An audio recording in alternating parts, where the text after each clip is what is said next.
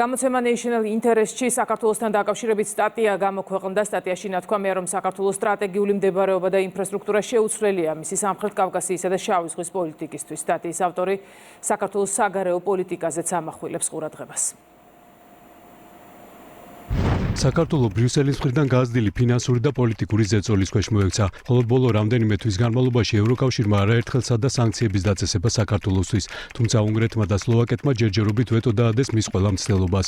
სანქციების უახლეს პაკეტში ბრიუსელი იმდენად შორს წავიდა, რომ დააყენა სტრატეგიული ინფრასტრუქტურის, მაგალითად ყურლევის სპორტის სანქცირების ინიციატივა, რომელსაც აზერბაიჯანის სახელმწიფო ნავთობგიგანტი სოკარი შავი ზღვის ოპერაციებისთვის იყენებს. ეს ბრალდებები უსაფუძვლოა, თუ გავითვალისწინებთ საერთაშორისო ინსტიტუტების მიერ საქართველოს დადებით შეფასებას. მაგალითად, საერთაშორისო სავალუტო ფონდმა გასულ წელს შეაქო ქვეყანა გეოპოლიტიკური გამოწვევების ფონზე მდგრადი ეკონომიკური ზრდისთვის, ანალოგიურად ეკონომიკის თვალსაზრისითაც, ანალოგიურად ეკონომიკური თავისუფლების თვალსაზრისით, საქართველოს ევროკავშირის 17 სახელმწიფოზე წინ არის. შეერთებული შტატებისთვის საქართველოსთან კავშირების აღდგენა ყველაზე გონივრული პოლიტიკური არჩევანია.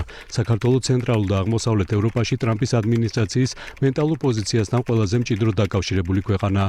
ამერიკა-საქართველოს ალიანსის განახლების არგუმენტები კიდევ უფრო გამყარა ადმინისტრაციის 2025 წლის ეროვნული უსაფრთხოების სტრატეგიამ, რომელიც მიანიშნებს ლიბერალური საერთაშორისო წესრიგის აქსიომატური ხედვიდან საგარეო პოლიტიკის შემუშავების ცივილიზაციური მიდგომისკენ გადასვლაზე.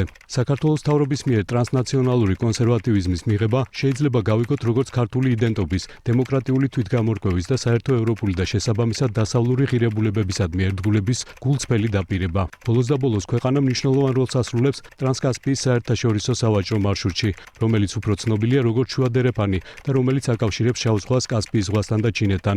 ირანის ომის ფონზე ჰორმუზის სრუტისა და წითელი ზღვის გარშემო არსებული შეფერხებების გათვალისწინებით შუადერეფანი ერთადერთი დარჩენილი სიცოცხლის უნარიანი ნეიტრალური სახმელეთო გზაა. აქ კომერციული შესაძლებლობები არსებობს, თუ ვაშინგტონი სწორად ითამაშებს.